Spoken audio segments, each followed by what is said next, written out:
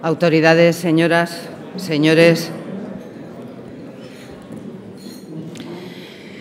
en nombre de Nueva Economía Forum, les doy la bienvenida una vez más a la tribuna Andalucía del Fórum Europa, que organiza con la colaboración de Asisa y Vodafone. Hoy tenemos la satisfacción de acoger la intervención de la consejera de Hacienda y Administración Pública de la Junta de Andalucía, doña María Jesús Montero, quien será presentada por el expresidente de la Junta de Andalucía y consejero del Consejo Consultivo de Andalucía, don Rafael Escuredo. La tribuna es suya.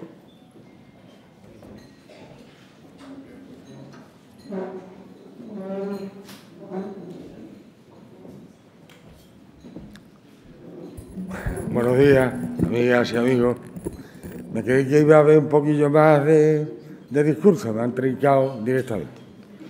Bien, me resulta muy grato estar esta mañana aquí, rodeado de gente a la que en su gran mayoría conozco, y este hotel me trae recuerdos porque yo pertenezco a la denostada transición política.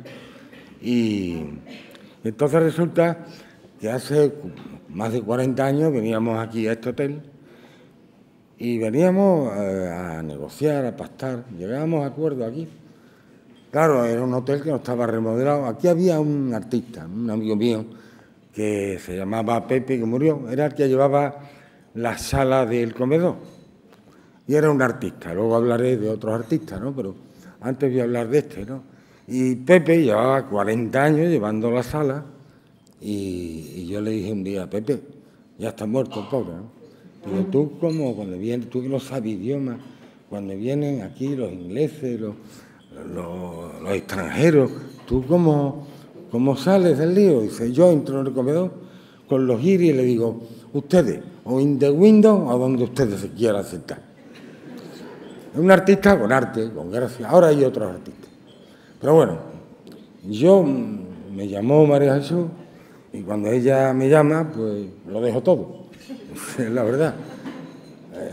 Yo la quiero mucho, la respeto mucho y tengo una gran admiración por ella. Ella es la que me quería presentar a mí porque yo hace menos de un año fui a un instituto con Juan Cano, que está aquí, mi amigo, y me dieron un premio muy elogioso. A mi edad esas cosas gustan. Y viene luego uno, que era, no sé si director del colegio, dice, te voy a dar una mala noticia, presidente. Y digo, bueno, pues a mí cuando me dicen eso, siempre me inquieta mucho. Dice, es que hemos hecho una encuesta entre los muchachos de 14, 13, 15 años y ninguno te conoce. Y aquello me dolió, las cosas no son. Pero le contesté diciendo, si hubieras preguntado en la residencia de la tercera edad, la encuesta habría sido otra. Y a ti sí te conocen los jóvenes,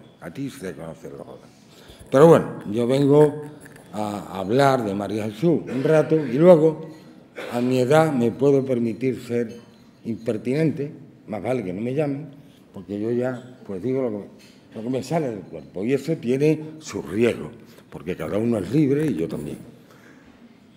Decía, María Jesús, me dieron un currículum tuyo, pero ¿qué puedo yo decir que la gente no sepa de ti? Probablemente es una de las cabezas mejor amuebladas de la política andaluza. Estoy convencido de que ella representa mejor que nadie, o igual que el mejor, o la mejor, representa la simbiosis perfecta entre quien hace política y quien, de otra parte, gestiona la administración. No es fácil, porque, por regla general, o hay figuras que hacen un discurso político a lo castelar y luego, a la hora de gestionar, cero patatero y a la inversa, ¿no? En ella se produce esa simbiosis. Bueno, ahí en el currículum, que yo recuerde, pues decía que tus padres eran maestros, que tú desde jovencita te interesaba y te preocupaban los temas sociales, estudiaste medicina, cirugía, hiciste unas oposiciones para administrar centros. Bueno, hasta 2013 probablemente María Jesús hizo muchas cosas, pero entre otras fue la consejera de Salud, muy bien valorada. Tú sabes trabajar en equipo, manejas bien los equipos. Yo conocí parte de aquel equipo y a mí me parecía especialmente brillante el equipo que tú manejabas. Y bueno, fue una época muy buena para la administración del Servicio Andaluz de Salud. Luego, en 2013, como a ti siempre te buscan lo fácil, pues te llamaron para el tema de la Hacienda y la Administración Pública, y en eso estás. Me han dicho, y tú me lo has confirmado, que vas a hablar de la financiación. Este es un viejo tema, ¿no? Yo desde que era diputado, hace ya un montón de años, pues ya en la puesta en marcha del Estado de las Autonomías, el tema de la financiación era un tema ciertamente complicado. Pero claro, nos empeñamos cada vez en complicarlo más, ¿no? Y salvo el PNV, que tiene el concierto vasco, que están más a gusto que un cochino en un charco, y de otros que se comenta que pueden ir por el mismo camino, pues claro, aquí está Andalucía. Aquí está Andalucía. Andalucía ha cumplido, que yo sepa, que yo recuerde, religiosamente con el techo de gasto en los últimos años, para hacer bueno la exigencia de la Unión Europea y de Bruselas en orden a la deuda pública, ¿no? Pero este año, pues se ha producido un fenómeno que ha sido el que, no obstante subir, creo que un 1,3% sobre el PIB, un 3%, ¿no? Un 3% del PIB más un 1,3% que han dado en el último momento, creo que eran 1.500 millones de euros anuales para este año, para el año que viene.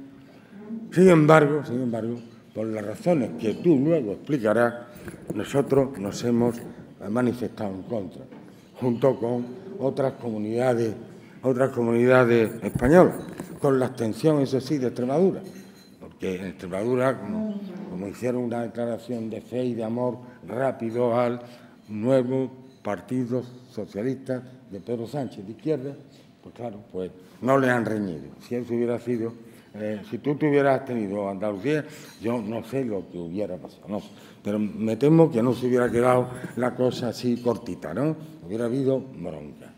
Bien, la financiación a mí me preocupa mucho porque ha habido una reunión hace poco entre el secretario general del Partido Socialista con el secretario general del PSC, Iceta, ¿no? Y aparte de hablar de varias cosas, han hablado de dos que me preocupan. Una nueva financiación para Cataluña y una nueva quita de la deuda para Cataluña. Amén de, bueno, pues de las 47 peticiones que hicieron, pues la gran mayoría de ellas, amén de las facultades, las atribuciones que se le concedieron y que en el Estatuto, en el Parlamento, pero luego el Tribunal Constitucional se las quitó, que debería de haber una reversión, luego un poco de la Declaración de Granada, luego un documento de la Fundación Alfonso Perales, todo eso mezclado, pues a mí me inquieta mucho porque yo soy de los que piensan que Andalucía tendría que decir algo al respecto, cuando toque. Pues claro, también para mí es una ingenuidad pensar que nadie va a parar a los que quieren separarse e independizarse. Por cierto, ahora no saben cómo comprar las urnas en Cataluña. Nadie sabe cómo. Han echado el telón y dicen que, bueno, que eso tendrán que arreglar bien. Pero claro, todos estamos preocupados. ¿Por qué? Porque, mire, a mí las palabras no me dan miedo. No me gusta lo de el Estado plurinacional, no me gusta. Ni España una nación de naciones, a mí no me gusta. Pero lo que más me preocupa es la bolsa del dinero. ¿Qué va a pasar con la bolsa del dinero? ¿Qué pasa con el dinero? ¿Cómo se va a redistribuir el gasto público? Esa es la gran pregunta. Eso de que a todas las comunidades se las trate por igual. Hombre, puede haber singularidades, pero nosotros, en Andalucía, ganamos un referéndum. Nosotros salimos a la calle el 4 de diciembre. Ese legado no prescribe, no caduca. Entonces, si va a haber concesiones a Cataluña, debería Andalucía levantar la mano para decir, mire, me siento discriminada, o no. Lo mismo, no. Pero habrá que estar atento a esa cuestión. Y por otra parte, cuando algunos dicen, hombre, es que se trata de hacer un esfuerzo para que Cataluña se entienda, se sienta cómoda en España. Yo tengo un amigo que dice que se compren un sofá, porque de lo que se trata no de que ellos estén cómodos, sino de que todos estemos cómodos. Y esto hay que repetirlo y hay que decirlo. Hay que ponerse pesado en relación con este tema. Bien, hay, ya te digo, mucho artisteo en relación con este asunto. Hay otros que se echan al monte y, bueno, y dicen que el dinero que rebajan por la izquierda, pues luego lo cargan por la derecha. Bien, hay gustos para todos, muchos artistas. Yo, en todo caso, me quedo con Pepe, el de o in the window, o a donde ustedes quieran, y con mucho gusto te doy la palabra, María José.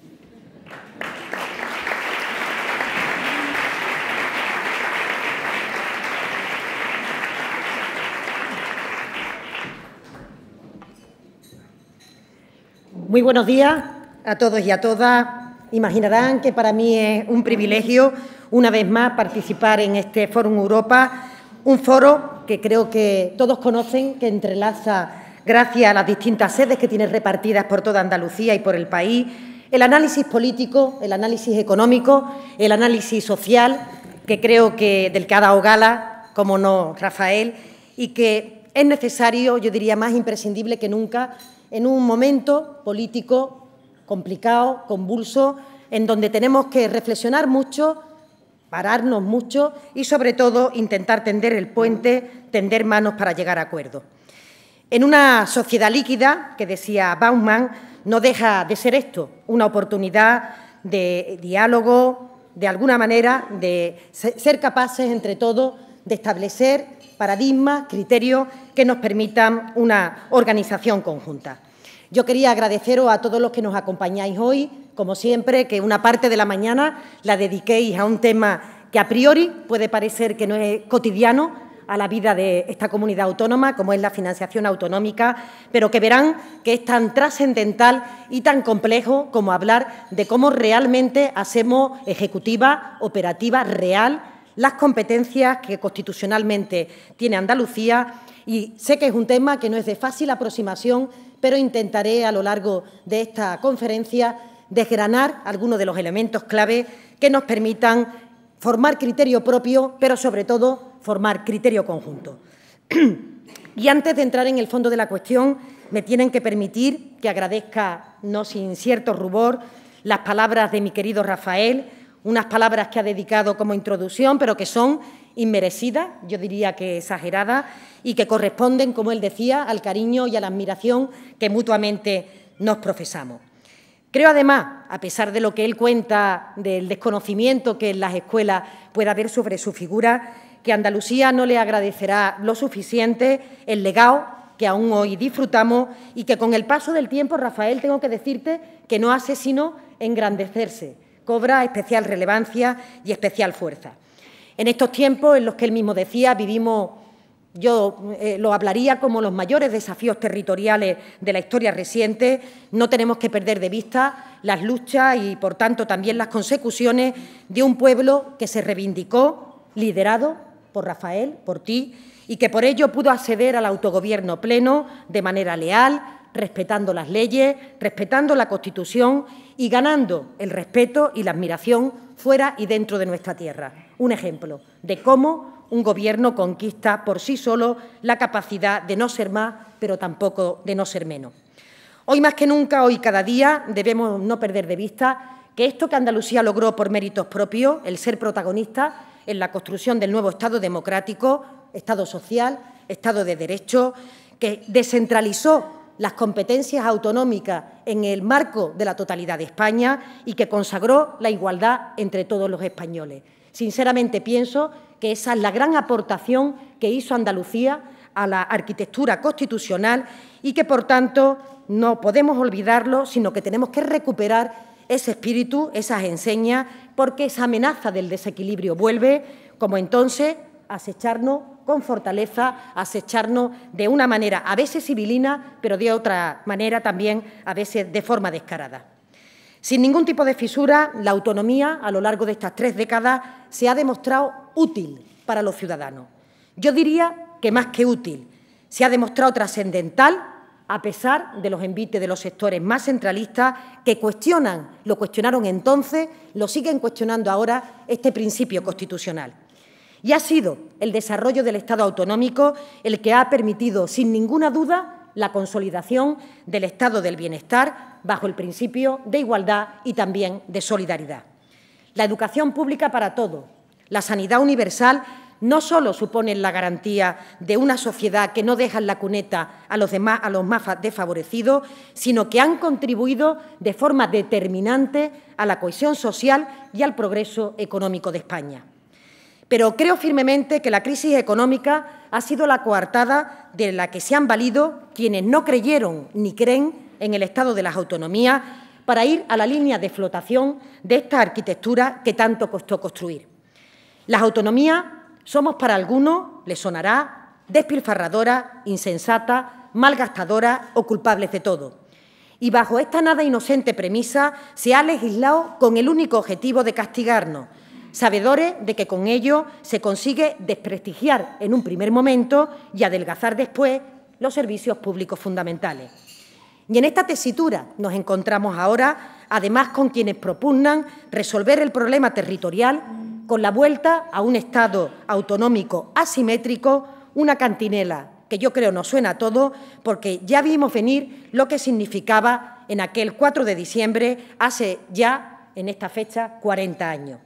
Porque no queríamos la existencia de autonomías de primera y de segunda categoría, o como dijo Antonio Banderas en su discurso del Día de Andalucía, que entre el ser o el no ser, Andalucía siempre eligió el ser. Resulta curioso que sean 2 vías de ataque antagónicas que desde la visión centrípeta y centrífuga se ensañan con este modelo conquistado y con el fundamento final de este, la solidaridad y la igualdad. La arquitectura constitucional, la del Estado de las autonomías, es eficiente y equitativa porque descansa en una descentralización que acerca la política a los territorios. El modelo autonómico es el garante de la equidad y la justicia social y territorial. Es el garante de la igualdad entre todos los españoles, porque se equivocan quienes se creen que las autonomías somos meras prestadoras de servicios. Las autonomías somos Estado. Hacemos política, la más cercana, y tenemos que tener recursos para cumplir con estas obligaciones, pero también con nuestros derechos. Por eso no son inocentes los ataques hacia este modelo, el que recoge la Constitución, porque la recentralización supone un vaciado de competencias que son, a la postre, no se equivoquen, una línea de flotación a los servicios públicos. Es por esto, hoy más que nunca, y nuevamente, Andalucía tiene que tener un papel destacado para conformar un verdadero proyecto compartido y para que nuestra más preciada conquista, el estado del bienestar, que respalda, soporta y cohesiona, sea estable y a su vez viable. Fíjense si es importante lo que nos jugamos con el modelo de financiación autonómica, que en los próximos meses tendremos que iniciar una negociación política que va a ser difícil y que nos jugamos tanto como el modelo de sociedad que queremos y al que aspiramos. Ese es el debate y no es otro, es hacia qué sociedad nos dirigimos. Nos jugamos la garantía de los derechos básicos de los ciudadanos. Y en esta, como en todos los debates, Andalucía no puede ser marginada. Y esta afirmación la hago desde la rabia visceral que me da comprobar en cada paso y en cada conversación qué papel quieren para nosotros como autonomía. No, y una y mil veces no. Reivindicamos que los andaluces tengan las mismas oportunidades que cualquier otro ciudadano español, y eso exige una financiación justa, suficiente y equitativa. Porque lo que realmente garantiza la igualdad que establece la Constitución es una financiación justa y no cuestiones como los horarios de los empleados públicos. Y traigo a colación estas afirmaciones para evidenciar la lejanía de algunos sectores, porque en este proceso de gobierno de Andalucía no se puede uno quedar solo. Y yo creo que Andalucía no lo está. Necesitamos, y seguro que lo tendremos, el respaldo de toda la sociedad para tener opciones de cambiar nuestro futuro y converger con el resto de territorios de España. Tenemos que hacer nuestro otra vez ese espíritu del que hablaba Rafael, que nos levantó el 4 de diciembre de hace 40 años para poder reivindicar nuestra posición de justicia en la construcción de España. Por eso hemos entendido desde el Gobierno, desde el Parlamento de Andalucía, que la mejor manera de articular este consenso era a través de un grupo de trabajo en el Parlamento andaluz que superara la dinámica de confrontación entre las distintas fuerzas políticas y que concitara el máximo apoyo posible de las entidades sociales y económicas de nuestra tierra. Nos tenemos que hacer fuertes como tierra y tenemos que intentar tener una voz única, porque el problema no puede estar entre los partidos andaluces. En todo caso, los tendrá cada uno dentro de su propio partido, y eso les aseguro que va a ser más que probable. Y desde esta reivindicación propia tenemos que hacerlo bien, tenemos que huir de la tentación de plantear este debate como una pugna entre territorios para ver quién consigue más. Una tentación muy fuerte cuando efectivamente estamos asistiendo a planteamientos que profundizan en la asimetría con distintas excusas. Ha ocurrido recientemente en la negociación de presupuestos y a propósito del cupo vasco. A pesar de esto, de estas dinámicas que abundan en la asimetría, tenemos que trascender para entender que de lo que se trata es de poner en el centro del modelo las necesidades de los ciudadanos, vivan donde vivan. Y para ello hemos de conseguir más recursos, más consenso y más justicia. Amigas y amigos, créanme cuando les insisto tanto, nos enfrentamos a un momento trascendental con vistas al futuro sobre la sociedad que queremos construir y aquí me gustaría apuntarles 3 claves. La primera, no puede existir un Estado social sin una economía que se dirija a reducir las desigualdades. La segunda, no es posible la autonomía sin mecanismos que aseguren la suficiencia financiera. La tercera, Andalucía no quiere más que nadie, pero tampoco menos, que entre el ser o el no ser, Andalucía siempre tiene que elegir ser. Recuerden a Bandera. Estos 3 preceptos se entienden perfectamente si se miran de una manera conjunta y complementaria. Sistemas públicos como la sanidad, la educación, las pensiones o la dependencia son igualadores sociales, son redes de contención y soporte para la sociedad y, por tanto, garantías de la equidad. De ahí su importancia. Tienen que ser sistemas públicos robustos, que atiendan las situaciones de vulnerabilidad, que den cobertura a las necesidades, las más primarias, pero también las más complejas, y que contribuyan a la seguridad de la ciudadanía hasta tal punto se legitimen que estos tienen que hacer posible su sostenimiento, legitimarlos para poder financiarlos. Y me rebelo de forma intelectual, y yo diría que casi visceralmente, contra algunos modelos que dejan ver situaciones en donde se entiende que la beneficencia tiene que estar otra vez dentro del debate político y en donde se entreleen algunos planteamientos que, a propósito de esto, hacen algunos sectores. Se pretende vaciar de servicio a sistemas que han sido tan eficientes a lo largo del tiempo para construir modelos de mínimos que atiendan a los más desfavorecidos, mientras se accede a unos niveles de atención dependiendo de la capacidad económica. Los copagos, los pagos por servicio complementario son un claro ejemplo de esto y, por tanto, implican ese modelo metido dentro del debate actual sobre el sostenimiento de los servicios públicos. No tienen sentido estos servicios si no son sistemas universales, si no son derechos de ciudadanía, si no se accede a todos los niveles de atención por el simple hecho de ser ciudadano. Y para que sean de calidad no pueden ser sistemas de pobres, porque los convertiremos en pobres sistemas. Este principio de construcción de la sociedad entiendo que es irrenunciable. Y no solo eso, sino que tenemos que avanzar hacia la complejización de los sistemas, hacia nuevos derechos de ciudadanía, hacia una sociedad que dé respuesta a las necesidades de todos los sectores y de todos los niveles y de todas las rentas. Porque los modelos públicos robustos se construyen con lo que aportan las personas según las posibilidades y se diseñan para atender a las personas según sus necesidades, sin importar la cuna o sin importar la renta. Y es posible, claro que es posible, lo hemos demostrado. Frente al bombardeo que permanentemente desprestigia estos servicios públicos, con diferentes elementos, la insostenibilidad, la falta de calidad, la falta de compromiso con los ciudadanos, tengo que afirmar que esto es rotundamente falso. No es verdad que los servicios públicos sean más ineficientes que las prestaciones privadas, esto es absolutamente falso, al igual que son viables, no son inviables, ni por asomo significa tenerlos porque queremos vivir por encima de nuestras posibilidades. Miren el caso de la sanidad, que, como decía Rafael, conozco bien. Se asienta la afirmación de que los sistemas privados son más eficientes que los públicos y no hay ni una sola iniciativa que corrobore esta afirmación. Ahí tienen un país como Holanda, que emprendió una reforma en el año 2006 para sustituir el modelo de cobertura universal de seguridad social por un sistema obligado de seguros privados. No solo después de la experiencia no han disminuido la tasa de crecimiento sanitario, sino que se han elevado los gastos sanitarios. En 2006, Holanda destinaba el 9,8% de su PIB al gasto sanitario y en 2013 ya dedicaba el 12%.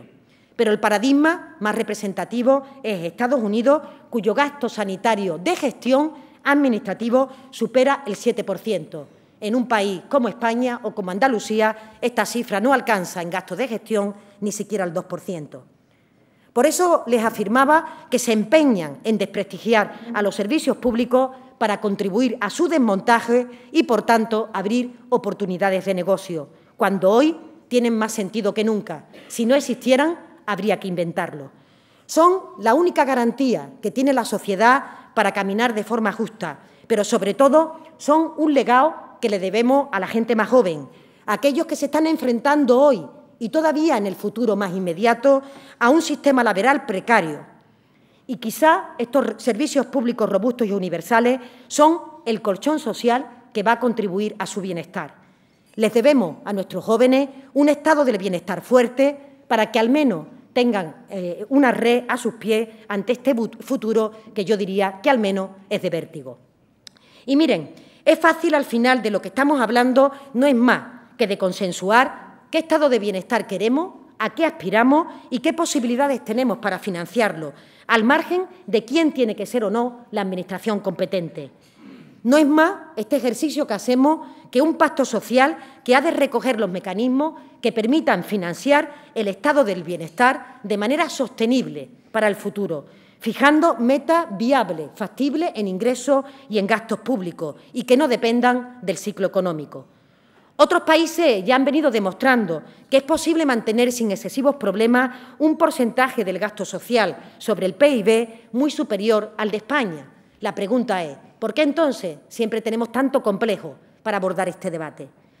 Y cuando partimos de la premisa de que hay que buscar los recursos necesarios para el modelo que queremos, trascendemos el concepto de financiación autonómica stricto sensu, porque nos referimos a dos elementos fundamentales que no están en el debate, pero que deberían. Y me estoy refiriendo a los ingresos públicos y al marco de estabilidad fiscal. Que ambos asuntos sean competencia estatal no significa que sea solo un asunto de la Administración central. Las comunidades autónomas también somos Estado, somos parte del diseño constitucional del Estado y estamos legitimados para la construcción conjunta de un futuro más justo. Sobre este primer elemento, los ingresos públicos, como saben, un Estado gasta los fondos necesarios para atender a sus obligaciones sociales mediante su sistema tributario, recaudando impuestos a los ciudadanos. Una vez definidas democráticamente las preferencias sobre este estado del bienestar que se desea, es el momento de configurar este sistema tributario.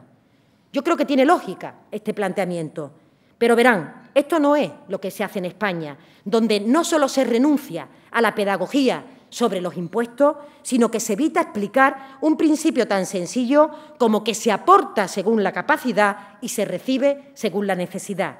Y además, con excesiva frecuencia, se utiliza la fiscalidad como moneda de cambio, tal y como hemos visto últimamente. Y esto cuando tenemos un sistema tributario que aporta un nivel de ingreso muy inferior a la media de nuestros socios europeos. Yo digo que si consiguiéramos alcanzar un consenso sobre hasta dónde hay que extender la protección social, en paralelo tendríamos que producir una reforma tributaria integral que adaptase nuestro sistema a las necesidades de financiación con equidad y eficiencia. Y no me estoy refiriendo a una subida de impuestos, porque hay un amplísimo margen de mejora, sino a racionalizar los que ya existen, reforzar la lucha contra el fraude y propiciar un reparto más justo entre administraciones según las competencias. Y no solo hay que medir y valorar las competencias en el reparto del recurso, ha de usarse el mismo criterio para distribuir los esfuerzos de estabilidad fiscal entre todas las administraciones. Lo decía Rafael, me estoy refiriendo, por ejemplo, al objetivo de déficit, al endeudamiento o a la regla de gasto.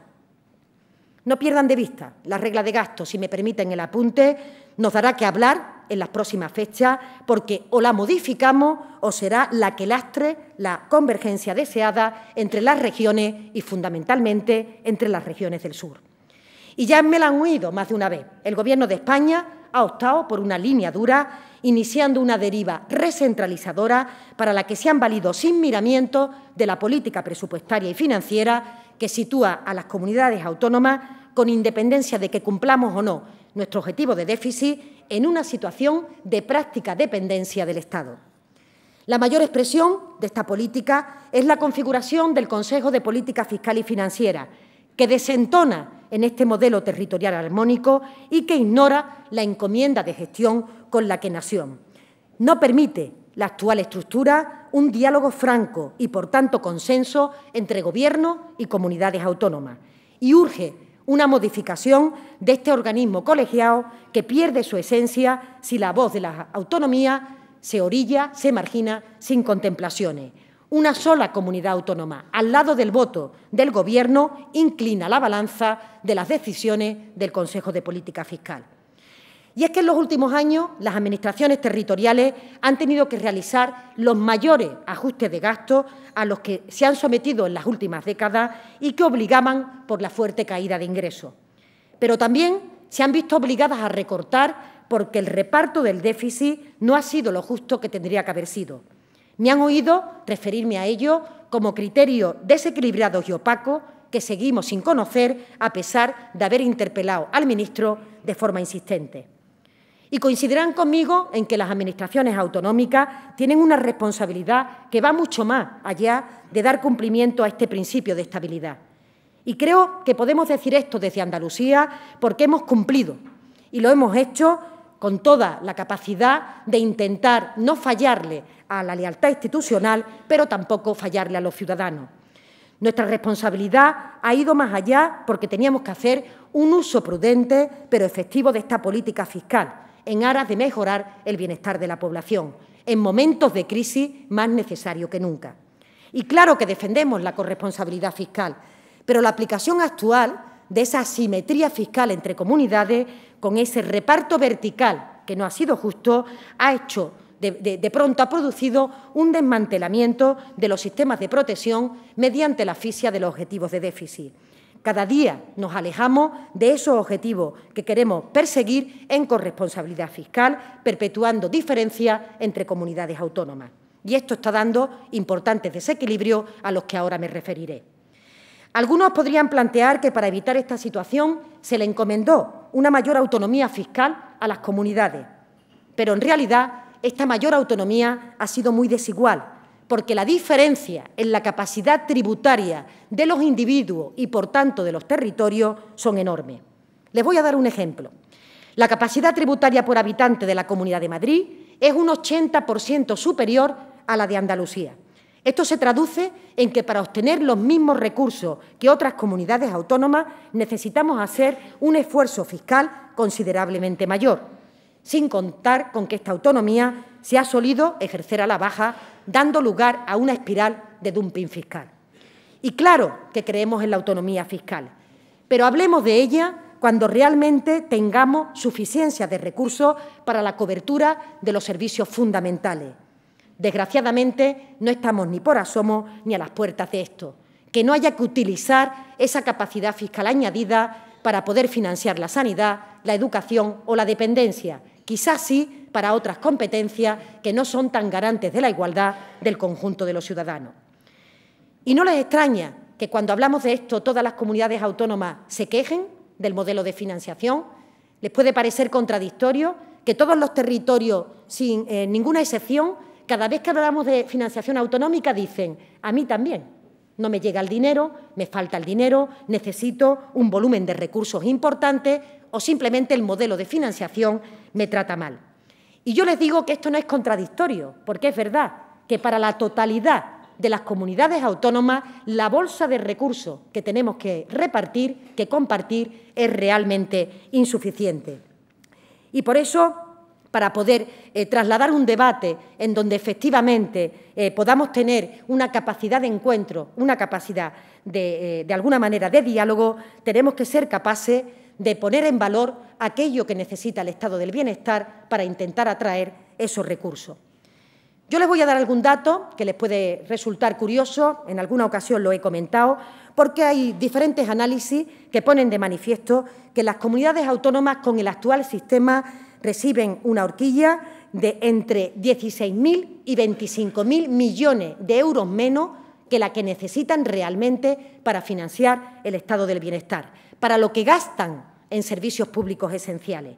Algunos expertos elevan esta cifra hasta 40.000 millones anuales. Si cogen ustedes como año base el año 14, que fue un año exiguo en recursos, en donde las administraciones no se pueden imaginar cómo se apretaron el cinturón, a la totalidad de las comunidades autónomas para financiar sanidad, educación y dependencia solo le faltaron 16.000 millones de euros, que tuvieron que poner a partir de ejercer la fiscalidad en otra figura.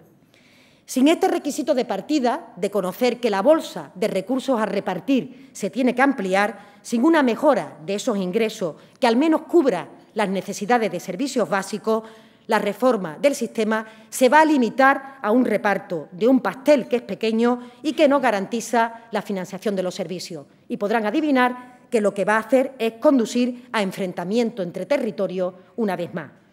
Porque a la insuficiencia de financiación se suma que durante el reparto de lo que hay, el sistema tampoco ha sido equitativo, no ha blindado la igualdad por habitante entre comunidades autónomas. Los fondos de convergencia, que eran el mecanismo previsto para hacerlo, se han mostrado absolutamente incapaces. No solo no convergemos, sino que por sistema Andalucía es una de las más perjudicadas. Y lo hemos vuelto a constatar en los últimos días. Hace apenas unos días se nos ha comunicado la liquidación del modelo correspondiente al año 2015 y la posición de Andalucía ha vuelto a empeorar. Los recursos aportados en dicho ejercicio por habitante ajustados han estado 104 euros por debajo de la media. Recibimos por persona 104 euros por debajo de lo que recibe la media de las comunidades autónomas. Esto significa que tendríamos que haber recibido 850 millones de euros más en ese año simplemente para igualarnos al promedio. Y ya la cantidad acumulada desde el año 2009, en donde empezó el modelo, asciende, escuchen la cifra, a 5.522 millones de euros, que para mí es una cifra escandalosa.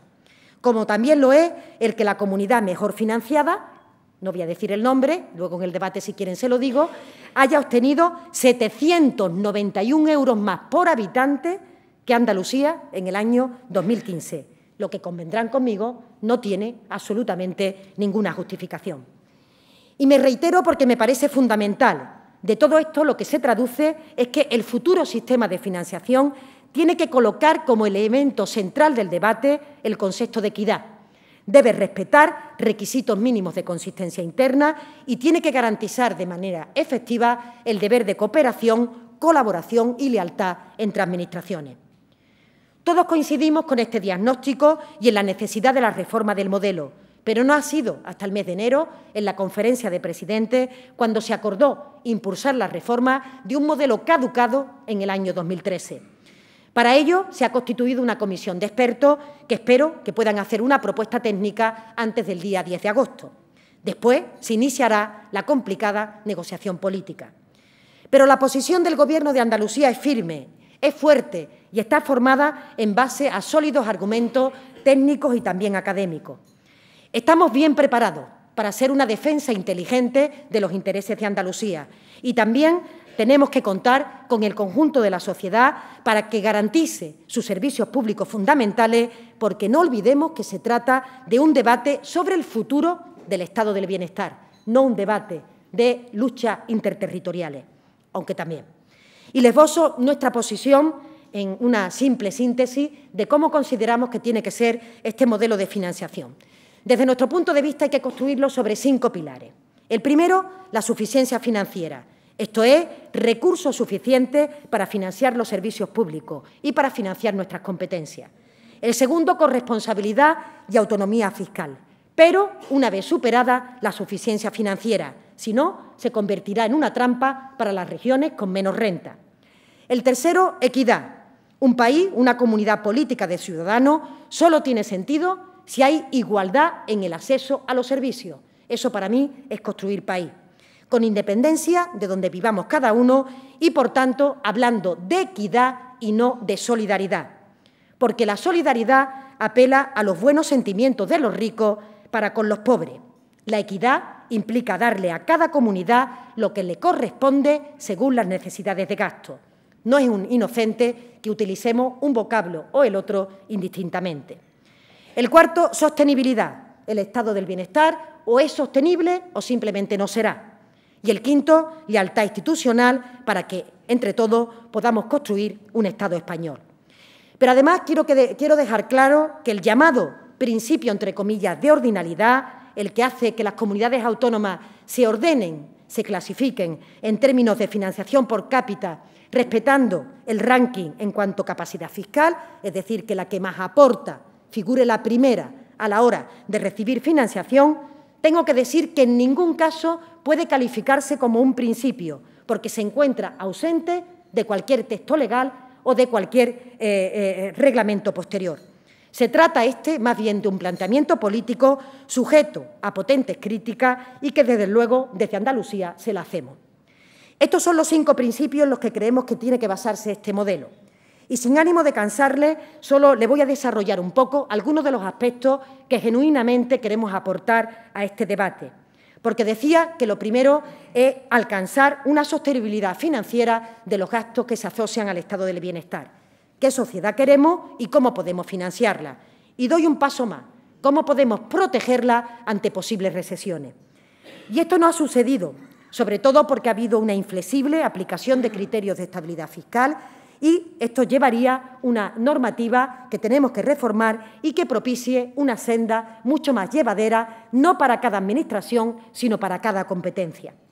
Para garantizar esta viabilidad del estado del bienestar, es preciso partir de una valoración de las necesidades de gasto de cada una de esas competencias ajustadas a la realidad y que proyecte o tenga en cuenta en el futuro la evolución de los ingresos. Así, desde nuestro punto de vista, habría que constituir fondos de estabilización a semejanza del Fondo de Reserva de las Pensiones, este que acabamos de liquidar con motivo del uso que se ha hecho de él, para que nos permitiera salvaguardar los recursos de las comunidades autónomas en salud, en educación y en servicios sociales en momentos de recesión económica, sobre todo en momentos de recesión económica, que es cuando más lo necesitan los ciudadanos. Es, por tanto, necesaria una evolución dinámica de los recursos del sistema a lo largo del tiempo de su vigencia. Nuestra propuesta pasa porque se actualicen de forma anual estas necesidades de gasto de los servicios públicos fundamentales y las variaciones tendríamos que cubrirlas con el incremento en la recaudación de los tributos. Pero para aquellos años en que este aumento de la recaudación sea inferior al de las necesidades de gasto, creemos que hay que crear un fondo de sostenibilidad de servicios públicos fundamentales a modo de hucha, constituida por recursos estatales y también de las comunidades autónomas que se generen en los años de bonanza económica. Eso permitirá atenuar el ciclo. La evolución dinámica de los recursos del sistema puede chocar con las limitaciones que impone la regla de gasto, que les comentaba anteriormente, por lo que es fundamental amoldar su definición y aplicación para que no impida garantizar el estado del bienestar. una regla que podría tener un sentido loable para el futuro del medio plazo, como es que los sistemas sean sostenibles, pero que si se aplica ya en el día de hoy, impediría a una comunidad como Andalucía converger con el resto de España en términos de progreso social, económico y de renta. En cuanto a cómo calculamos el gasto, que es el gran debate, el gran tema de los expertos, nosotros creemos que hay que hacer una determinación razonable de estas necesidades que son complejas. Y como es tan costoso calcular los costes unitarios, entendemos que una buena vía sería partir de los presupuestos liquidados de las comunidades autónomas en los últimos años que han hecho un importante ajuste en relación con sus gastos prescindibles. Y otro aspecto que nos parece metodológicamente fundamental es la determinación de la población ajustada en el caso de los servicios públicos fundamentales. Aquí, Rafael, como tú decías, hay mucha tela que cortar. ¿A qué llamamos población ajustada? Aquí nos jugamos efectivamente cómo se distribuye el gasto entre las comunidades autónomas en función de las variables. Para que se hagan una idea, cuando entra la población en juego, que es el elemento fundamental en un modelo de financiación, hay que corregirla por distintos parámetros, porque los costes de los servicios no se pueden medir por igual, sino que hay una población que consume un volumen de recursos y otra población que consume otro volumen de recursos. Nosotros, desde Andalucía, defendemos que se incluyan variables como los alumnos matriculados en la universidad, como aquellos gastos que se ligan a la protección social, como el dato sobre personas en riesgo de exclusión social o, el más importante, desempleados de larga duración que requieren un mayor volumen de recursos y que, sobre todo, requieren políticas activas para que puedan converger. En cuanto a las necesidades individuales del resto de servicios, se asignarían a cada comunidad proporcionalmente a su población de derecho. Por tanto, propugnamos población ajustada con variables consensuadas para los servicios fundamentales y para el resto de competencias no utilizar variables ponderadas, porque construir una carretera o un centro cultural no dependen, como entenderá, de si una población está envejecida o de si hay o no un mayor número de niños en las escuelas. Y siguiendo con este desarrollo del modelo, también hay que lograr una distribución vertical consensuada de los recursos financieros. No tiene sentido que, siendo las comunidades autónomas un 32% del gasto público, solamente tengan capacidad de utilizar un 19% del margen del déficit. Esto significaría, en una comunidad como Andalucía, que en vez del 0,4 que nos impone el Gobierno de España, estaríamos en el 0,6, lo cual implica 300 millones más para poder emplearlos, como les decía, en la convergencia entre comunidades. Y, sin embargo, el reparto que hace el Gobierno no lo hace así. Se queda él con el 0,6 y nos da a nosotros ese 0,4. Otra cuestión que creemos que no tiene sentido del modelo actual es la nivelación parcial, proponiendo que se haya nivelación total de todos los servicios públicos derivados de competencias homogéneas.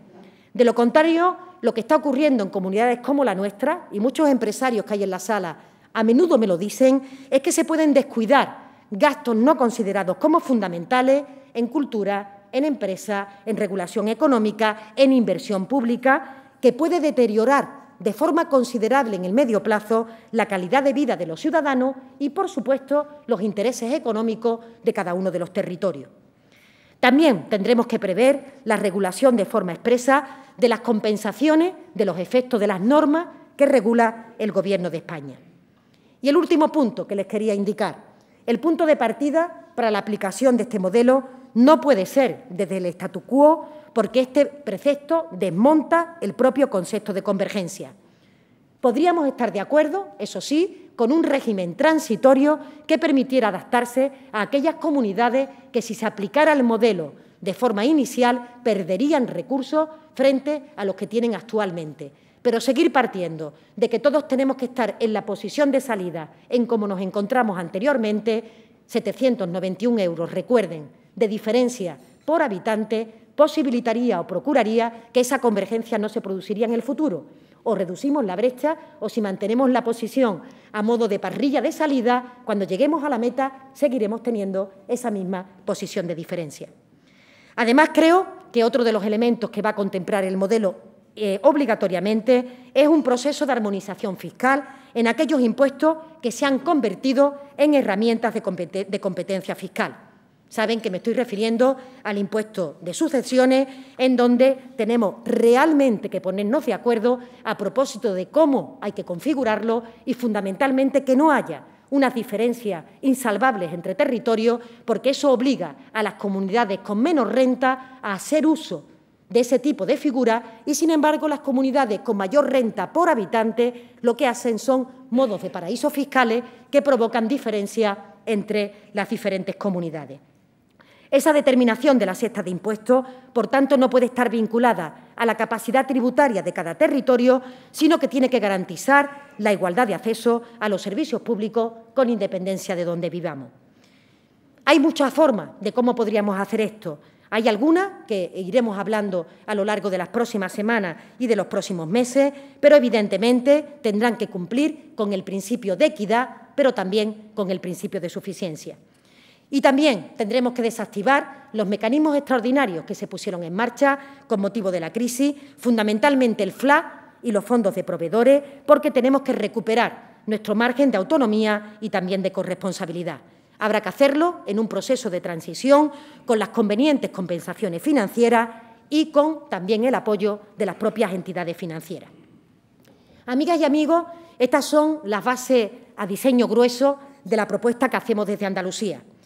Me he permitido hacer una aproximación en algún momento un poco más técnica y rigurosa, pero lo que me interesa en el día de hoy es aterrizar en esos elementos fundamentales que, como he ido reiterando a lo largo de esta charla, no es más que ver qué modelo de sociedad queremos para nosotros y para las generaciones venideras, ver qué servicios queremos que nos respalden y que nos atiendan, poner los recursos suficientes para poder vertebrarlo y blindarlo con seguridad, con calidad, si no, no se legitimarán, y con respaldo social, con una distribución equilibrada de esfuerzos y criterios objetivos que permitan evaluar estas necesidades de gasto fundamentales para los ciudadanos con independencia de qué administración es la que tiene esta competencia y que vivan donde vivan, tengan acceso en igualdad de condiciones a estos servicios públicos.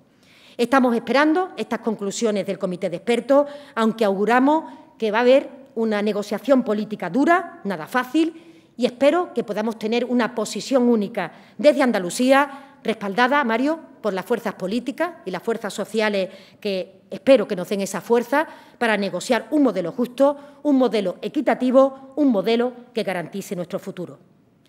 Aseguraba el corto maltés, un fascinante aventurero cuya primera historia publicada cumple ahora 50 años, no quiero conocer mi futuro porque dejaría de interesarme. Y sin contradecir a este romántico personaje, yo tampoco quiero conocer mi futuro o nuestro futuro, porque lo que sí quiero es construirlo en la línea de lo que decía su compatriota Anatole France: el futuro está oculto detrás de los hombres, de las personas que lo hacen. Tenemos que construirlo entre todos y todas, tenemos que implicarnos todos y todas. No solamente no sobra nadie, es que todos somos necesarios para que la voz de Andalucía sea fuerte. Tenemos que forjar, todos y todas, un futuro de bienestar y de seguridad, de justicia y de equidad, un futuro que entregar a nuestros hijos, a nuestras hijas, y que hablen de una sociedad igualitaria e inclusiva. Este es el debate que en los próximos meses nos espera, no es otro, y esto es lo importante que tenemos que abordar. Como otrora hiciste tú, Rafael, esperemos poder estar a tu altura, esperemos el poder elevar la voz como lo hizo este pueblo cuando realmente se la jugaba y ahora se la juega y, por tanto, tuvo la clarividencia de ver de que la construcción de los siguientes años, de los siguientes meses, iba a ser decisiva para la construcción de Andalucía y para el futuro de este país. Espero estar a tu altura, Rafael, de lo que exige el momento, y a ustedes están invitados a protagonizar este momento trascendental para la historia de Andalucía. Muchas gracias.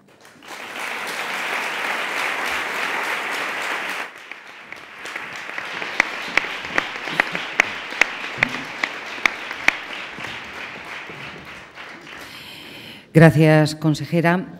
Un tema indudablemente sumamente importante, arduo también, y sobre todo para que el ciudadano pueda también entender un poco cómo son las cuentas de esta comunidad autónoma. Como bien han dicho, prevé que sea una negociación dura, indudablemente. Y yo no sé cuándo usted ve, por ejemplo, en noticias que vienen del Fondo Monetario Internacional, como la que hemos tenido hace poco con la directora gerente, con Christine Lagarde, referidas, por ejemplo, a conceptos, no sé, me refiero un poco a esa lucha como David contra Goliat, ¿no? El Fondo Monetario Internacional pide que se prolongue la vida laboral, pide también limitar la subida de las pensiones, subir el IVA, planes de pensión privados y, sin embargo, además, que parece una contradicción, o frente a ello, bueno, pues resulta que tienen una previsión de la economía española que crezca un 3,1%, 5 décimas más de lo que preveían.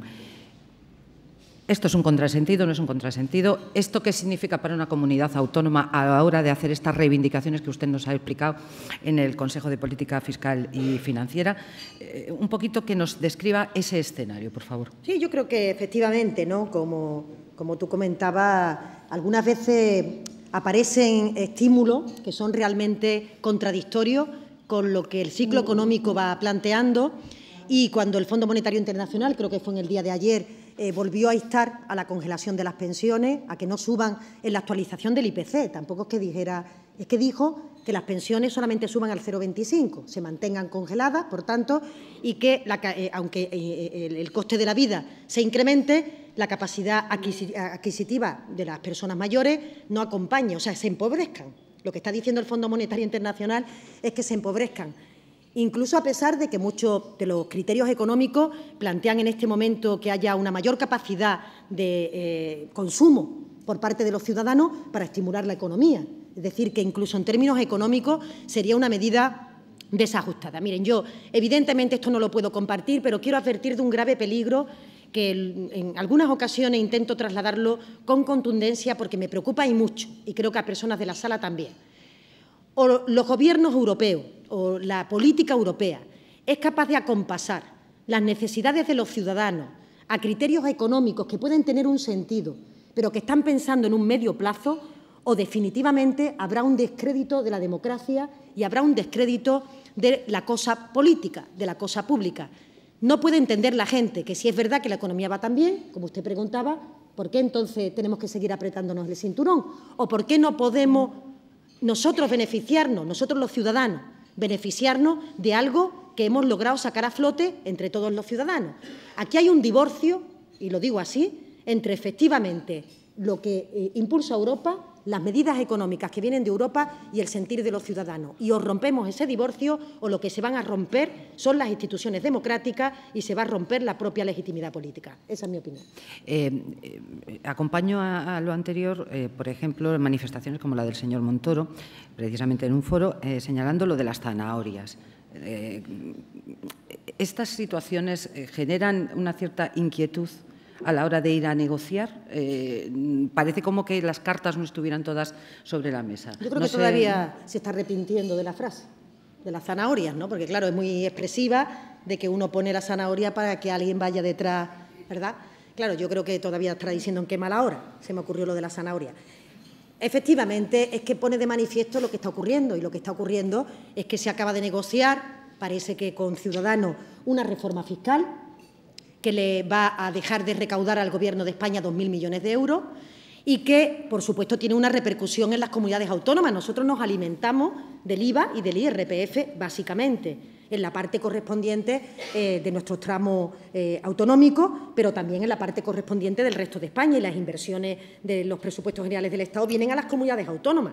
No van, si hay 2.000 millones de euros menos, significa que Andalucía llega menos dinero del que tenía que llegar. Claro, que esto se haga con absoluta opacidad, que no se informe en el Consejo de Política Fiscal y Financiera sobre esta reforma fiscal, que no sabemos más que lo que viene en los medios de comunicación, que lo leemos los responsables de la Hacienda Autonómica a la vez que lo leen ustedes, y que no tenemos más detalle del que tienen ustedes, que se puede entender que en una negociación hay letra pequeña, pero es que se ha anunciado ya como si haya sido una medida tomada, y que hablarle de la renegociación del cupo vasco, en donde en este momento había también un sentir general de que había que reevaluar no el propio concepto del cupo, sino el cálculo del cupo, y sin embargo, pues en las negociaciones con el PNV parece, ¿no?, que se prefirió incrementar de forma considerable el cupo vasco con independencia del resto del territorio. Esto es una absoluta deslealtad institucional y pone de manifiesto lo que le digo de que la política fiscal es opaca, es una política que no se explica y que se utiliza pues, en los momentos electorales para los pactos de presupuesto o para lo que le venga bien al Partido Popular que gobierna. A finales de este mes aproximadamente puede saber los ingresos con los que va a contar a la hora de, bueno, pues para poder cuadrar las cuentas, los presupuestos autonómicos del año que viene. ¿Qué se espera? Hombre, ¿Qué se espera que le llegue? ¿Qué espera que le llegue? Cabe esperar que si realmente la economía va tan bien, como el señor Montoro, el señor de Guindo están trasladando, cabe esperar que haya un incremento de los recursos que tienen que venir del modelo de financiación, pero les voy a advertir de la trampa que hay detrás de esto. A pesar de que haya un incremento de los recursos del modelo de financiación, es decir, que tengamos más cantidad, más volumen de dinero del que teníamos el año anterior, si aplican como están aplicando la regla de gasto, la capacidad de crecimiento que tiene la comunidad autónoma no pasará del 1%, del 1,4% o del 2% que establezca la regla de gasto. O dicho de otra manera, una gran parte de los recursos, teniendo que revitalizar en este momento de la manera que tenemos que hacerlo los servicios públicos, necesitando planes de empleo, necesitando el apoyo a la inversión, insisto en esto porque es un motor económico que no podemos activar del todo porque apenas nos llegan los recursos para los sistemas de garantías de los ciudadanos. Si la regla de gasto no se modifica, podemos tener 1.000 millones más, pero solamente podremos gastar 200 más. Y esto significa que el resto del dinero tendrá que ir a enjugar de forma prematura la deuda, cuando esto ni siquiera es una premisa que pone Bruselas al Gobierno de España, sino que la ha puesto España a las comunidades autónomas, y está aquí Fernando, a los ayuntamientos, en donde en este momento tienen una mayor recaudación, unas necesidades que se ven todos los días de los ciudadanos y, sin embargo, tienen el dinero en la cuenta bancaria. ¿Y para qué está ahí? Muchas veces lo hablamos Fernando y yo, para que el Gobierno de España no diga la verdad sobre el déficit de seguridad social, que digo aquí, que está camuflado con 8.000 millones de superávit que están aportando las corporaciones locales, de las que no hace ninguna mención el Gobierno de España, y que te puedo asegurar, Fernando, que a pesar de tus peticiones no va a dejar que las corporaciones locales gasten el superávit, porque entonces tendría mayor déficit el Reino de España, porque el Gobierno central no hace sus deberes. Vosotros sí, nosotros también, pero ellos no. Se dirigía usted al señor Jiménez diciéndole que, bueno, esperaba a lo mejor una declaración conjunta del Parlamento. ¿Usted sinceramente espera una declaración conjunta del Parlamento? ¿Usted sinceramente espera que el Partido Popular se enfrente al Gobierno central, máxime cuando son del mismo partido? Bueno, somos optimistas, ¿no, Mario? Nosotros consideramos que esto no es un ejercicio más de retórica parlamentaria, esto no es un tema menor en el que cada uno pues, se pueda despistar o pueda creer que su lealtad se la debe a no sé qué sigla política. Es que esto es el debate, este es el debate de fondo. ¿Y cómo no va a ser posible que los partidos políticos en Andalucía se puedan poner de acuerdo a propósito de reivindicar los intereses de esta tierra? Es que, a priori, hay que partir de que eso es posible. Yo le decía en mi intervención, el problema no lo tendríamos que tener entre los partidos políticos en Andalucía, que podríamos tener una posición de consenso, si realmente ponemos al ciudadano en el centro del debate y no ponemos otras cuestiones. El problema lo vamos a tener cada uno con nuestras formaciones políticas, porque hay que armonizar al interior de las formaciones estatales un discurso que a veces puede ser contradictorio entre los distintos territorios. Y ahí es donde tendremos que emplear la energía para combatir argumentos. Yo al interior del Parlamento, Mario, confío y creo que tendremos que tener capacidad de al menos llegar a un consenso sobre elementos básicos y que todas las fuerzas políticas sean capaces de pronunciarse. Y el que no, tendrá que explicar por qué. Porque renunciaría a la defensa de los intereses de Andalucía. Doña Olga Granado, del diario.es, y don Manuel Pérez Alcázar, de Canal Sur, hacen dos preguntas referidas, hacen una más que luego, por supuesto, expondré, ¿no?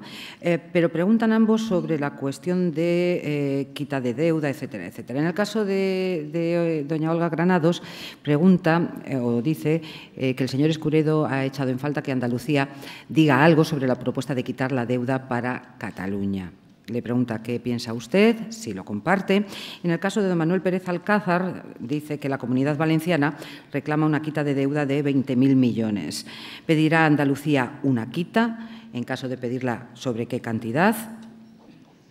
Efectivamente, Rafael tiene toda la razón del mundo. Cada vez que hay un planteamiento en el debate nacional a propósito de que una comunidad pueda ser considerada económicamente una singularidad frente a otras comunidades, hay que levantar la voz. Eso es como una cuestión bastante obvia, y yo creo que Andalucía, el Gobierno andaluz levanta la voz. Me gustaría que lo levantara la totalidad de las formaciones políticas. No suele ser eso lo habitual, pero claro que levanta la voz. Yo quiero prevenir frente a esta situación.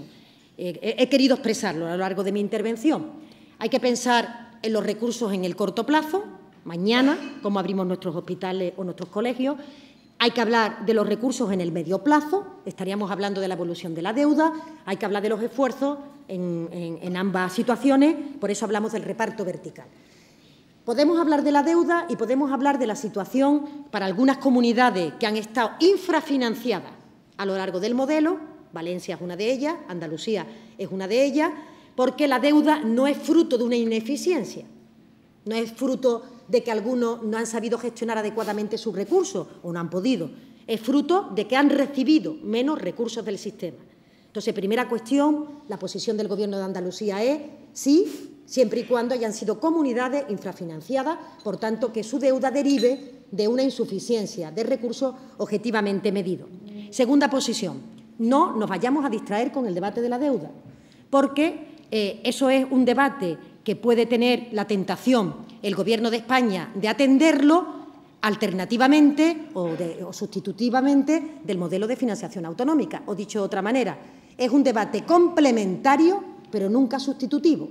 No tenemos que hablar solo de cómo evoluciona la deuda para el futuro, tenemos que hablar de cómo se aportan recursos a las competencias que desarrollan las comunidades autónomas, porque si no estaremos dibujando de una manera más sensata el medio plazo, pero es que nos vamos a ahogar en el corto plazo. Es que el corto plazo mañana nos está comiendo y, por tanto, son debates complementarios. Quiero advertir esto porque puede tener el Gobierno de España la tentación de quedarse solo con el debate de la quita de la deuda, hacer una propuesta que pueda satisfacer y orillar el debate de la financiación autonómica, que es el realmente importante. Don Francisco Carmona Castejón, de Fadeco Contratistas, le pregunta lo siguiente. Dice, usted ha hablado de suficiencia financiera, de distribución equitativa de los recursos para atender los gastos de estado de bienestar, pero señala él, pero el ciudadano y las empresas sufren a diario, dice, la ineficiencia de los servicios públicos cuya solución no pasa por un aumento de los gastos. ¿Cuánto representa el gasto ineficiente? Pregunta. Bueno, yo creo que la persona que me pregunta sabe que no comparto esa afirmación. Los servicios públicos en Andalucía no son ineficientes. Es que son servicios muy eficientes, ¿verdad, Carmen? Son servicios que en cualquier comparativa de gasto corriente primario, gasto corriente por habitante, la miden ustedes por donde la midan, los servicios públicos en Andalucía son de los más eficientes del conjunto del Estado, teniendo una cartera de servicios más amplia en relación con la sanidad, con las escuelas de 0 a 3 años, con la universidad ahora con las tasas gratuitas. Con la cartera de servicios más amplia son más eficientes, más baratos, entendiendo este término en el sentido global. Es más, permanentemente en el Parlamento, justamente a lo que se le acusa al Gobierno andaluz, ¿verdad?, es que invierte menos en sanidad o invierte menos en educación. O sea, no es verdad que sean ineficientes. Pero yo quiero entender que lo que quiere decir es que la bolsa de recursos está compitiendo entre los servicios públicos fundamentales y el resto de competencias. Y tiene razón. Por eso lo advertí en mi intervención. Si nosotros no conseguimos unos recursos suficientes, la totalidad de las transferencias van a financiar los servicios públicos fundamentales. ¿Y qué pasa con el resto de competencias? Las comunidades autónomas no somos meras prestadoras de servicios, ¿verdad, Rafael? Me niego a ese debate. Somos las prestadoras de servicios más importantes que tiene el país. Pero la autonomía va mucho más allá, no es una mera prestación de servicios, no es una sede delegada del Gobierno de España para la sanidad, la educación, no. Es una administración que tiene que desarrollar una política propia, que tiene que realizar una política de desarrollo económico, de convergencia y de construcción de España. Y estamos descuidando competencias que no son tan básicas porque los recursos no son suficientes.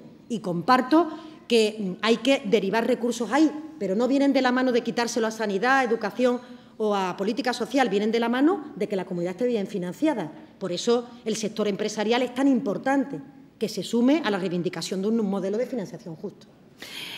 Doña Lola San Juan, de la Federación de Cooperativas, pregunta si Andalucía es deficitaria en ingresos fiscales, pregunta cómo los aumentamos o cómo se pueden aumentar, y señala que un modelo económico más productivo podría ser una solución, una mayor diversificación, más cooperativismo, más mujeres en el mercado laboral, y aquí introducimos un poco la perspectiva también de género, que son importantes o es bastante importante en unos presupuestos. Sí, digamos que las deficiencias fiscales de Andalucía básicamente vienen por la del conjunto de España. Antes hablaba de que tenemos un diferencial de recaudación con el resto de España, con el resto de Europa, muy importante. Es decir, no es verdad, ¿verdad, Pepe?, que España tenga una presión fiscal más alta que el resto de los países europeos, que es mentira. Es que tenemos una presión fiscal más baja. Y esto tiene una repercusión directa en el funcionamiento de los servicios públicos, y a pesar de eso, porque son sistemas universales, son mucho más eficientes que otros países que tienen sistemas de cobertura privados. Y, por tanto, estamos siendo capaces de sostener las dos variables de esta ecuación. Pero España tiene un problema de fiscalidad y tiene un problema de complejo de fiscalidad que yo desde esta tribuna quiero reivindicar. A mí me parece absolutamente irresponsable, fundamentalmente para fuerzas políticas que tienen vocación de gobierno, me parece muy irresponsable que no se haga pedagogía fiscal, que permanentemente el estímulo que se ponga en el debate político sea bajada de impuestos, sin hablar de para qué se destinan los impuestos, cuál es su fin, quién tiene que pagar impuestos o cómo tiene que ser la progresividad fiscal de un país. Parece que nos hemos apuntado a que cuantos menos impuestos mejor, y, por tanto, pues estamos yendo a una especie de espiral que no tiene sentido desde mi punto de vista. Cuando me preguntan qué fiscalidad considera usted tiene que haber en España, yo digo la necesaria para financiar los servicios públicos fundamentales, la que necesitamos para que todos los ciudadanos sean iguales en aquello que no hemos puesto de acuerdo que sean iguales. Pero esta situación en la que cualquier negociación política pasa por una bajada de impuestos sin analizar cómo está el capítulo de los ingresos, como si el país tuviera un problema de gasto, que no es verdad. A mí me parece que esto es absurdo, pero sobre todo una grave irresponsabilidad política que auguro que va a tener graves consecuencias para el futuro. O hacemos pedagogía de la fiscalidad o estamos condenados a que cada ciudadano vaya en la vía de sálvese el que pueda y, por tanto, a que no haya ni siquiera las mínimas normas de convivencia que tienen que hacer que se construya un país, ¿no?, como es la capacidad de que cada uno aporte según la capacidad económica y reciba según sus necesidades sanitarias, educativas o de servicios sociales. Ingresos y competencias. Y le pregunto esto porque cuando hace economía doméstica, cuando tiene necesidad de dinero, lo busca hasta, bueno, por todas las esquinas de la casa, ¿no? Había una cuestión reivindicativa por parte de la Junta y era referido, por ejemplo, a las fianzas y a las tasas judiciales, a lo de las multas y los embargos, es decir, los intereses. Había unos datos muy interesantes en este sentido. No sé si es una reivindicación que ha podido dejar la Junta o no. Quiero solamente dar unas cifras. Por ejemplo, en el año 2011 y 2012 aproximadamente había exactamente unos 9.000 millones de euros en lo que eran fianzas, tasas judiciales, multas y embargos, y eran anualmente unos intereses cercanos a los 61 millones de euros, ¿no?, que van a la Secretaría General del Tesoro y que depende de Economía y no a Justicia, por ejemplo. Había una reivindicación en este sentido de esas tasas judiciales, esas fianzas que se efectúen en Andalucía, porque no se esos intereses no se quedan en Andalucía. ¿Es una reivindicación olvidada? ¿Es una reivindicación que ya no tiene ningún sentido? No sé en qué momento estamos de esta. Como cualquier capacidad que tengamos de conseguir recursos, forma parte, ¿no?, del bloque de cuestiones que se plantean al Gobierno de España. Lo que ocurre es que, como el debate actualmente versa sobre los recursos que tiene Andalucía, por cierto, los recursos a Andalucía no le vienen por los presupuestos generales del Estado. La arquitectura constitucional y la ley orgánica que la desarrolla es tan sabia que lo que hace es que las administraciones autonómicas, que son Estado, participan de la recaudación, con o sin presupuestos generales del Estado. Esto es que es importante hacerlo ver porque está blindado para que no dependa de voluntades políticas. Lo que ocurre es que si eso se aplica de forma opaca, con falta de transparencia, regateando los recursos públicos, pues al final tenemos el espectáculo que tenemos. Pero no esta reivindicación sobre tasas judiciales y sobre la capacidad de gestionar aquello que devenga intereses está planteada. Lo que ocurre es que estamos ahora quizá en lo mollar, ¿no?, que es cómo vienen los recursos del sistema y, por tanto, el resto de cuestiones más sectoriales están metidas dentro de ese mismo paquete. Impuesto de sucesiones. Ciudadanos había puesto un ultimátum en julio, parece ser que el ultimátum lo han llevado a septiembre. ¿Realmente lo firmado efectivamente se va a cumplir, consejera? Lo firmado con Ciudadanos. Estamos hablando de una medida que indudablemente para las arcas andaluzas, pues repercute de una manera importante, ¿no? Se disminuye. ¿Cómo se va a compensar esa carencia o esa falta si se lleva a cabo? En fin, estado de salud, por decirlo de alguna manera, usted que fue consejera de salud, estado de salud del impuesto de sucesiones.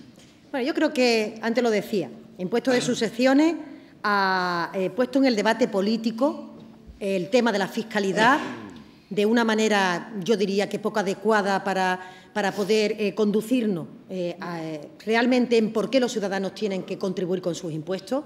Se ha hecho todo un debate a nivel nacional a propósito del impuesto de sucesiones y donaciones, hasta el punto de que se ha deslegitimado mucho el impuesto. Quiero decir que la ofensiva sobre el impuesto de sucesiones ha sido tan alta de que parece, ¿no?, que los ciudadanos piensan que cuando pagan el impuesto de sucesiones están pagando 2 veces por lo mismo, cosa que no es verdad.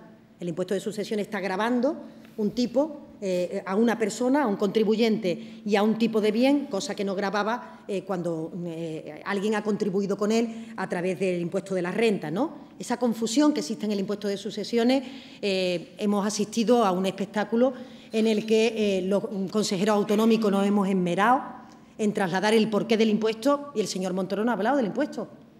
Yo no puedo entender cómo en un debate nacional sobre el impuesto de sucesiones, para un impuesto nacional que está descentralizado en comunidades autónomas, no conozco la opinión del señor Montoro sobre el impuesto de sucesiones. Está conduciendo a derogarlo, no lo quiere derogar, lo va a descentralizar, no sé qué va a hacer con el impuesto de sucesiones. Lo que sí me parece a todas luces es que ha sido un debate en el que se ha provocado una asimetría entre territorios, básicamente porque la Comunidad de Madrid, que no es que el territorio tenga mayor capacidad fiscal, los territorios no tributan. Quien tiene o no capacidad fiscal son las personas que vivimos en los territorios. Y ya sabemos que en términos de renta hay diferencias entre el norte y el sur, no solamente en España, en otros países, ¿verdad?, por cuestiones bien conocidas. Como es una figura que se dejó en las autonomías, aquellas regiones que son más ricas, permítanme la expresión, prácticamente han suprimido para parientes directos el impuesto de sucesiones y han creado una especie de paraíso fiscal en el que hay diferencias ahora mismo entre comunidades que necesitan tener el impuesto activo para poder financiar su sanidad y su educación, porque la renta por habitante es más baja, con comunidades que, porque la tienen más alta, pues han decidido quitarlo. O han decidido comunidades como Cataluña poner encima de la mesa un debate sobre la hacienda propia. Cuidado con estos debates de haciendas propias, porque lo que se produce con ese debate no es simplemente quién recauda y si recauda de manera más efectiva. Lo que se produce es el acto, no es lo mismo aportar a la bolsa común y recibir que pactar con el Gobierno de España cuando te doy, ¿verdad?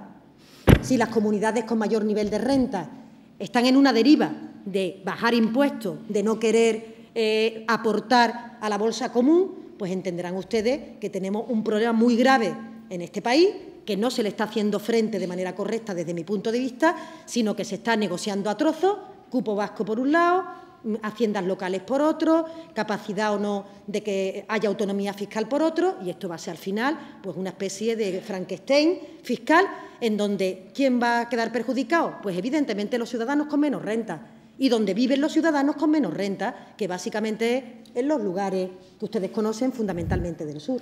Y este es el debate que hay encima de la mesa, más allá de cualquier otra cuestión sobre el impuesto de sucesiones, que quiero decir que lo que está firmado en el año 2015-2016 se ha cumplido y de forma muy importante, y que ahora estamos con el presupuesto para el año 2018 y que en septiembre conoceremos cómo puede evolucionar el impuesto de sucesiones una vez conozcamos los ingresos. Es que los que hacen pactos fiscales sin conocer los ingresos, permítanme decir que son unos irresponsables, porque o no le importan los servicios públicos fundamentales o hacen brindis al sol, que saben ustedes que no me caracterizo por eso. Nos queda aproximadamente 4 minutos. Una cuestión más referida al impuesto de sucesiones y tenemos que hablar de las 35 horas también. No nos podemos ir sin hablar de ello. Y precisamente en el Parlamento se va a tomar en consideración unas proposiciones de ley, una en concreto del Partido Popular, sobre la bonificación del impuesto de sucesiones. creo que es la 7ª o la 8ª vez, ¿no? El Partido Popular está como pensando que lo que ocurra con el impuesto de sucesiones lo quiere capitalizar. Y entonces, permanentemente plantea proposiciones de ley, sabiendo que no tiene el acuerdo parlamentario, pero ahí me refería cuando hablaba de la irresponsabilidad política. Yo puedo entender que una formación política tenga realmente una ideología en donde plantee que no es importante financiar los servicios públicos o que la figura tributaria no es necesaria. Pero si se es coherente, un impuesto que es estatal, el Consejo de Ministros cada viernes puede modificar el impuesto de sucesiones, cada viernes. O sea, el próximo viernes puede llevar el impuesto de sucesiones, eliminarlo si quiere, bonificarlo al 99, suprimirlo, puede hacer lo que quiera con el impuesto de sucesiones con una única premisa: compensar a las comunidades autónomas que lo tienen puesto en marcha con los recursos que recaudan. ¿Por qué esto? Porque efectivamente el Estado tiene competencia sobre los impuestos que ha cedido a las comunidades autónomas, que son, cuando se diseñó el modelo, se le dijo a la comunidad: aquí tiene usted una parte en dinero y aquí tiene usted una parte en capacidad fiscal, figura tributaria. Ambas tienen que servirle para financiar sus servicios públicos. Comunidades ricas quitan esta porque con esto tienen suficiente, porque tienen un mayor nivel de renta. Comunidades menos ricas tenemos que hacer uso del impuesto de sucesiones. Y el Partido Popular en Andalucía hace algo que puede hacer cada viernes en Madrid: quitar el impuesto de sucesiones, si es que es lo que quiere el señor Moreno Bonilla, pero lo que no puede es asistir al espectáculo que estamos viendo de menos dinero de impuesto de sucesiones, pero eso sí, más dinero para sanidad, más dinero para educación, más dinero para dependencia. Bueno, ¿y eso cómo se financia? Un minuto. Don Antonio Varo, empresario agrícola, ¿cómo cree usted que se puede mantener el no a la reducción al impuesto de sucesiones? Pregunta: ¿no somos todas las autonomías y administrados iguales? Según la Constitución, ¿van a seguir en la desproporción? La pregunta es interesante. Nosotros, para este nuevo modelo de financiación, creemos que todo lo que son figuras tributarias que estén descentralizadas hay que armonizarlas, hay que establecer las horquillas sobre las que las figuras se tienen que desarrollar, porque no puede utilizarse, como decía antes, a modo de paraísos fiscales o a modo de dumping fiscal y obligar a que en Andalucía la presión fiscal sobre un impuesto haya que ponerle 5 veces más tipo que en Madrid porque para recaudar lo mismo. Esto no es construir España, esto no es construir país. La fiscalidad es de los instrumentos que construyen un país, si no, no hay capacidad de convivencia entre los diferentes territorios, y es obligado que el nuevo modelo armonice el impuesto de sucesiones. Y les puedo decir que con el debate que se ha generado, la gran parte de las comunidades autónomas dicen que no quieren que venga en la sexta el impuesto de sucesiones. Que si el debate que se va a producir es un debate a propósito de echar en cara en los territorios la utilización de un instrumento que viene en el modelo de financiación, que entonces que el Gobierno de España regule el impuesto de sucesiones. Y evidentemente lo que sí le digo es que para nosotros la línea roja con la corresponsabilidad fiscal no se puede utilizar la corresponsabilidad fiscal para financiar los servicios públicos fundamentales. Estos tienen que venir con sus transferencias perfectamente ponderadas. Si luego hay que hacer uso de la capacidad fiscal para un puente, para una carretera, para otro tipo de competencias, podríamos admitirlo.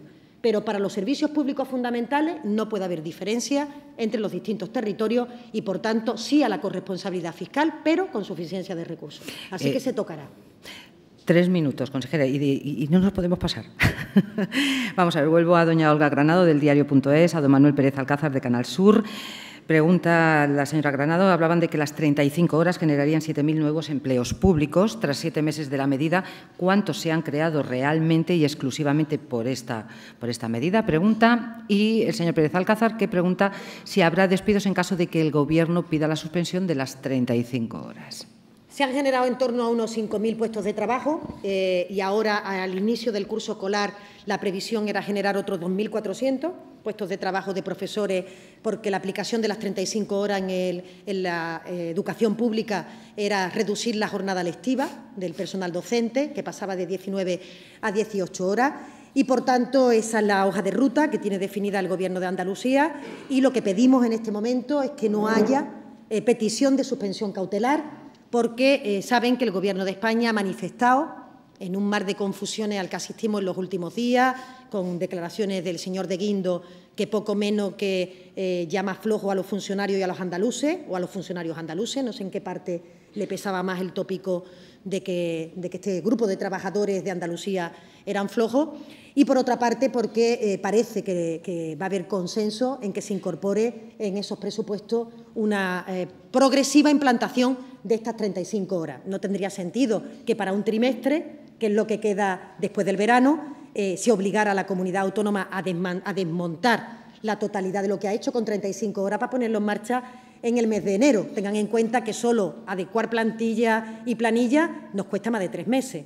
Por tanto, yo confío en la sensatez del Gobierno de España. Creo que lo que pedimos es tan sensato como que, si ese es el escenario, no se pida la suspensión cautelar. Si creen que es obligado llevarlo al Tribunal Constitucional, que lo lleven. Nosotros consideramos que tenemos la razón, pero ya lo dirá el Constitucional, y que no se pida la suspensión cautelar. Eso es lo que estamos. En todo caso, se presentará resistencia, imagino, dentro de lo que son los márgenes de la legalidad, ¿no? Bueno, yo la presento habitualmente. Es que a esto voy yo, porque me gustaría a mí saber, consejera, que se siente a ser una rebelde democrática y legal. No sé si esto es todo, no sé. Yo creo que lo define bien, ¿no? Nosotros del Gobierno de Andalucía siempre hemos cumplido escrupulosamente la ley. Evidentemente, cualquier requerimiento de los tribunales lo atendemos.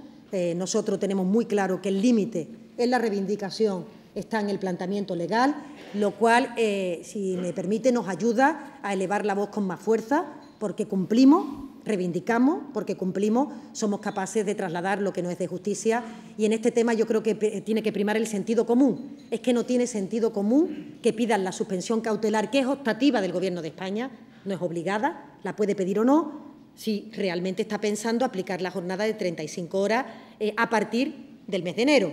Y si esto ha venido de la mano, esa capacidad de ponerla en toda España, porque Andalucía ha dado ese primer paso, pues bienvenido sea. Muchísimas gracias, consejera. Y va a ser don Antonio Fernández, director territorial para Andalucía de Vodafone, quien clausure este acto. Muy buenos días a todos. En nombre de los patrocinadores, Asisa y Vodafone, agradecerles la presencia en el evento, felicitar a los ponentes. Yo, María Jesús, me quedaba con... Nosotros hemos hecho un gran esfuerzo por tener la red preparada para el verano, para que la gente ahora cuando se vaya a las playas pues tenga esa cobertura, igual que si está en las ciudades, y me he quedado preocupado contigo, porque me parece que a partir del 10 de agosto, con lo cual desde antes vas a tener pocas vacaciones. Desearte lo mejor en toda esta negociación, porque es muy importante para todos nosotros, para todos los andaluces, y a todos desearos unas felices vacaciones, y a la vuelta del curso pues volveremos con Nueva Economía Forum. Muchas gracias.